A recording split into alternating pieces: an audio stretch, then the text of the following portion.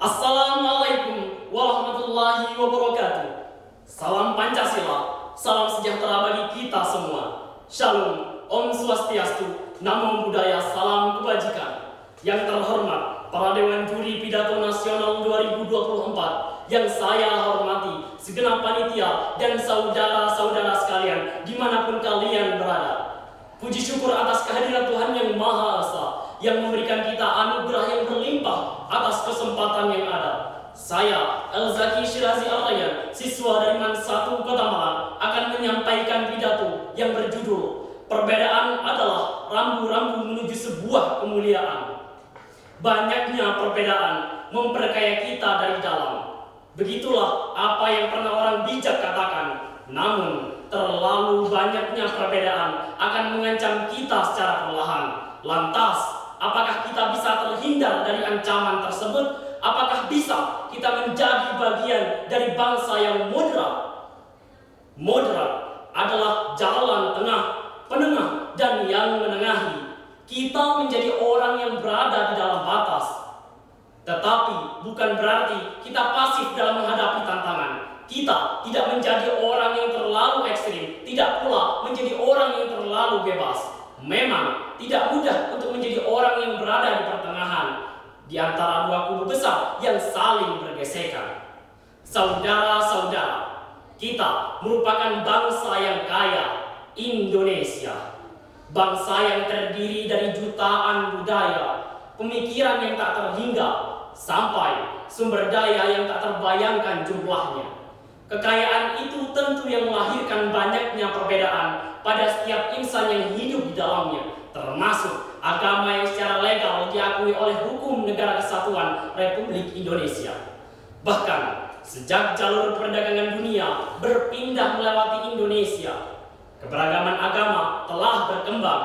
Namun sayangnya, kekayaan agama yang ada di Indonesia tidak diikuti oleh kesadaran warga negaranya untuk mengakui secara implisit. Masih banyak problematika masyarakat yang erat hubungannya dengan perbedaan agama yang ada, sehingga keharmonisan antar agama di Indonesia masih sangat sulit untuk dijaga kelangsungannya. Padahal untuk menghadapi era globalisasi yang rentan diiringi oleh demoralisasi, ajaran fundamental dari agama-agama yang ada di Indonesia masih sangatlah dibutuhkan oleh masyarakat agar tidak terjerumus oleh derasnya arus perubahan.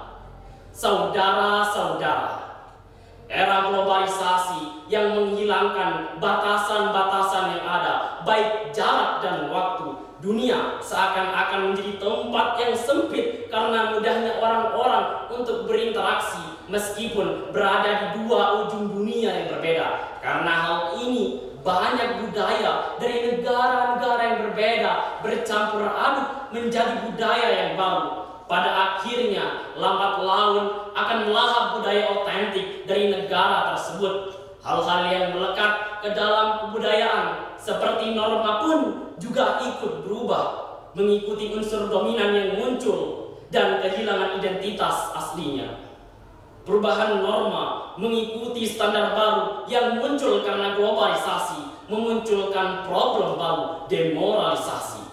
Terjadinya penurunan moral pada individu terjadi karena globalisasi yang menjadikan dunia seakan-akan tidak dibatasi oleh apapun, membuat kiblat baru bagi masyarakat dunia. Jika hal ini terus dibiarkan, maka akan terjadi kekacauan masif yang menghancurkan tatanan masyarakat yang telah terjaga selama ini. Saudara-saudara, disinilah fungsi vital dari kekayaan agama yang ada di Indonesia.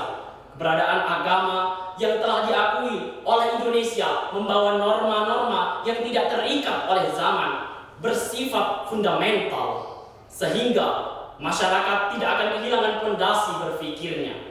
Oleh karena itu, keharmonisan antar agama adalah suatu hal yang harus dijaga untuk melindungi kewarasan mental masyarakat di tengah-tengah kebingungan yang muncul karena adanya globalisasi. Oleh karena itu pula, kesatuan dari setiap agama adalah hal yang sangat vital bagi kelangsungan NKRI. Setiap tokoh penting dari setiap bidang yang ada di masyarakat, mulai dari tokoh agama dan pemerintah harus memutar otak untuk berpikir bagaimana caranya untuk meminimalisir gesekan antar agama agar norma agama yang ada di Indonesia bisa tetap terjaga dan bisa menyelamatkan mindset masyarakat Indonesia di masa depan nantinya. Terjaganya keharmonisan antar agama juga akan membawa keamanan dan memunculkan perisai besar untuk menghadapi banyaknya ancaman yang muncul akibat globalisasi. Sebagai generasi muda yang menentukan nasib bangsa Indonesia, jadilah generasi yang moderat, generasi pelopor, bukan pengekor, generasi yang aktif, bukan pasif. Keberagaman adalah sebuah anugerah, bukan sebuah musibah. Jadi, untuk menjadi bangsa yang moderat, hargailah keberagaman global. Sekian dari saya. Mohon maaf dan terima kasih.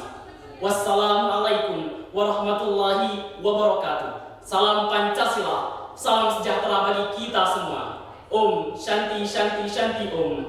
Namo Buddhaya Rahayu.